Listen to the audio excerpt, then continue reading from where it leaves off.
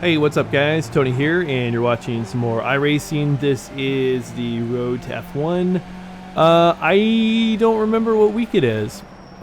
This video is coming on the heels of 3 weeks where I've been wrecked out of every race I've had an opportunity to get into. So I took a break because of Le Mans. I didn't feel like running Le Mans. It's just, I practiced it, I had some decent times for me, you know, and I just, I think the racing was just going to be too slow, and I decided, you know what, I'm going to take this week off, and I'm going to come back the following week, which was Road America, which I was looking forward to. I was like, oh my gosh, Road America, I love that track, I know it really well. I've been finally waiting for a track that I know really well. And I raced in 2 races that week, and both races I was wrecked out in the first lap. Done. Last week it was at Interlagos, and I had a pretty decent run going. I think it was about halfway through the race or something like that. This guy, we were kind of going back and forth. He was a blinker. 2, he was just kind of being a douchebag, and then so he eventually wrecked me out on that turn, basically where the pit entrance is. So I was hugging pit entrance, and so he tried to put his car in between my car and the pit wall. The gap was so narrow, and he ended up wrecking us both. And he tried to wreck me earlier in the race as well, and I meant to protest him, but I forgot. And then this week at Mount Panorama, you know, I had a stupid mistake. Caused car contact, but it didn't, wreck anybody. And then there was a dude going up into turn 3, and he just decided to plant his foot on the brake because I think he got wrecked out. And so I had to dart to miss him. And then lastly, you'll see the guy at the end try to cut us 3 wide, and then came over and clipped me. And it was kind of basically what happened is, like, I got over to give him room because he was trying to squeeze through 2 cars coming down the mountain, going towards the chase. And so anyways, I gave him a little bit of room. So I was about to hit the grass. I was coming back on track right when he was cutting in front of me. Why he cut in front of me, I'll never know. But anyways, yeah, so he wrecked me, and so it was just not a good last 3 races for me. I remember when I started this series, I was like, oh my gosh, the racing's really good. I haven't really seen any bad racing. You really don't know a series until you run. Well, I mean, that's true, in that you can get an idea, but I guess, I should have prefaced that, and I should have added maybe an addendum to it and said that you really don't understand the characteristics of the series until you run a whole series. Because as I've gotten into more and more into the Skip Barber, I'm running into more and more idiots.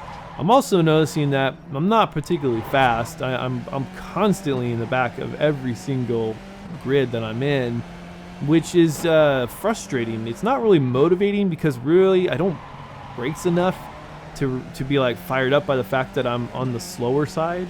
We're talking a couple of good seconds, per lap. So like this run, I ran, I think a 2:32.3 was my qualify, and a guy ran a 2:29 qualified. So it's a pretty substantial speed differential. So this is a track that I know very well too. I feel like I know it very well, but then again, I really kind of jumped in. I probably spent maybe 30-45 minutes practicing, and I got myself up to the pace I was at. So if I gave myself the whole week, I'm pretty sure I'd find myself in the 31s and maybe even the low 31s, high 30s. But I mean, I gave myself an hour, and I just really wanted to get a race in. I was going to take it easy.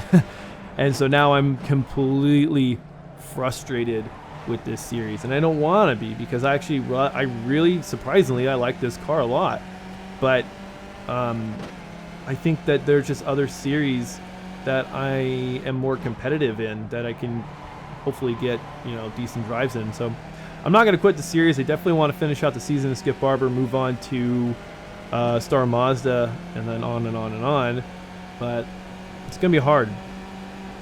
Lastly, I just want to mention video production.